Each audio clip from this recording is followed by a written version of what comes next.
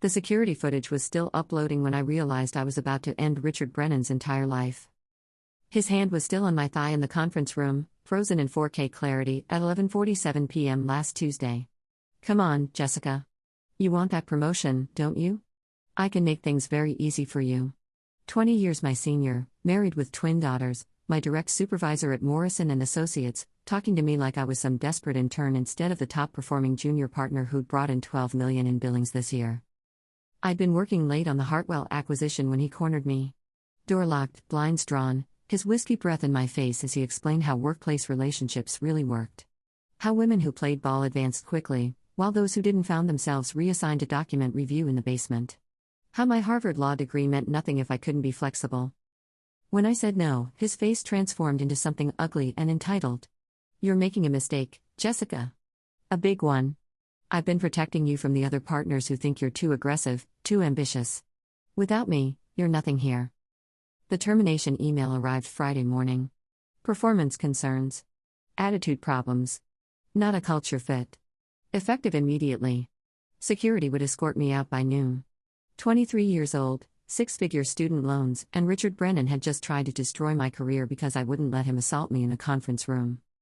But Richard made one critical error. He forgot that I'd been the one who updated our entire security system 6 months ago. Every camera, every angle, every timestamp logged automatically to the cloud server I personally administered. He also forgot that as junior partner on the compliance committee, I had administrative access to everyone's email accounts for audit purposes. What I found in his deleted folders made my skin crawl. 17 different women over 8 years. Paralegals, associates, even senior partners who'd suddenly left the firm. Messages to other partners ranking female employees by their willingness to collaborate. Photos taken without consent at office parties. An entire folder labeled leverage filled with compromising information about women who'd rejected his advances. The pattern was crystal clear. Sleep with Richard Brennan or watch your career disappear. Some women had complied and received rapid promotions. Others had quit rather than report him, knowing the firm's old boys club would never believe them over their golden boy who brought in $40 million annually.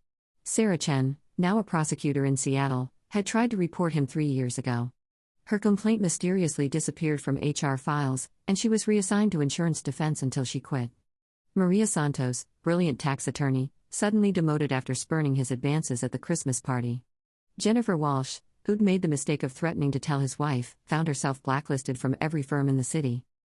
Richard had built an empire on sexual coercion and professional terrorism. And I was about to burn it all down. I spent the weekend building my case like I was preparing for the Supreme Court. Every email categorized and cross-referenced. Security footage from 8 different incidents compiled into a devastating timeline. Financial records showing how women who complied received bonuses and promotions while those who refused faced mysterious budget cuts to their cases. Monday morning, I walked into Margaret Morrison's office at 6 a.m. with a flash drive and a recorder. The founding partner's grandmother had built this firm in 1952 as one of the first women-owned practices in the state. Margaret had zero tolerance for men who thought they could use power as currency for sexual access. "I need exactly 47 minutes of your time," I told her, setting down the evidence. "And after you see this, Richard Brennan will need to be in your office for his final conversation as an employee here." Her face went white, then red, then something I'd never seen before. Pure, administrative fury. When she spoke, her voice was deadly calm. "Jessica, I want you to know that whatever Richard threatened you with, whatever he promised or destroyed, this firm will make right. We built our reputation on excellence, not exploitation." Richard's termination meeting lasted 11 minutes. No severance, no references, no non-disclosure agreement. Security escorted him out while his wife read every email I'd sent her that morning, sitting in the parking lot in her Mercedes, face streaked with tears and rage. The fallout was swift and absolute, like watching a controlled demolition in slow motion. Richard's wife Michelle filed for divorce by Wednesday, taking their Malibu house, the kids, and half his assets before he even understood what had happened. The custody hearing was brutal. 17 women testified about his workplace behavior, painting a portrait of a man who viewed all women as potential conquests or obstacles to eliminate. The judge awarded Michelle full custody, noting that Richard's pattern of predatory behavior toward women in positions of vulnerability made him unsuitable for raising daughters. His professional destruction was even more thorough. The California State Bar launched an investigation based on my evidence, finding systematic ethics violations dating back a decade. His license was suspended pending a full hearing, effectively ending his legal career. Every case he touched was reviewed for potential misconduct, leading to $3 million in settlements the firm had to pay. But the most satisfying revenge was watching his attempts to rebuild completely fail. LinkedIn posts about false accusations and cancel culture that made him unemployable at any respectable firm. Desperate applications to personal injury mills that rejected him once they Googled his name. The gradual realization that he traded a corner office and seven-figure salary for social exile and financial ruin. I found out through mutual connections that he was working customer service at a telecommunications call center in Riverside, making $14 an hour handling angry customers who screamed at him about internet outages. The man who'd once controlled the careers of dozens of brilliant women now had to ask permission for bathroom breaks. Meanwhile, I was promoted to senior partner at 24, the youngest in the firm's history. Margaret moved me into Richard's old corner office as a deliberate statement about the firm's new direction. His nameplate went into the dumpster, replaced with mine in gleaming brass. The view of downtown LA that he'd used to intimidate victims now served as my daily reminder that predators can be toppled by their own hubris. The other women he'd harassed started reaching out, thanking me for having the courage they couldn't muster. Sarah Chen sent champagne with a note, "You did what I was too afraid to do."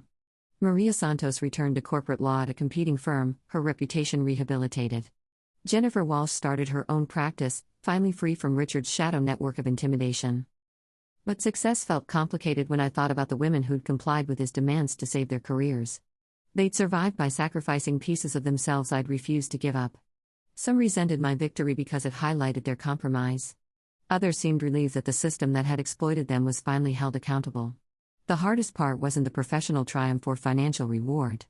It was learning to trust my own judgment again after months of being told I was paranoid, oversensitive, misreading innocent mentorship. Richard had spent so much energy convincing everyone that ambitious women were naturally suspicious that even I'd started doubting my instincts. 6 months later, I received a LinkedIn message from a paralegal at a different firm. Her boss was making similar demands, she said. Did I have any advice? I spent 2 hours on the phone with her, walking through documentation strategies and legal options, watching her realize she had more power than she believed. That conversation became dozens of others. Women who'd been told their harassment was normal workplace friction, that ambitious women always faced extra scrutiny, that powerful men's behavior should be excused or managed rather than confronted. My corner office became an informal war room for career battles other women were too afraid to fight alone. Richard Brennan thought he could destroy my future to protect his present. Instead, he'd created his own executioner and handed me the evidence to make it happen.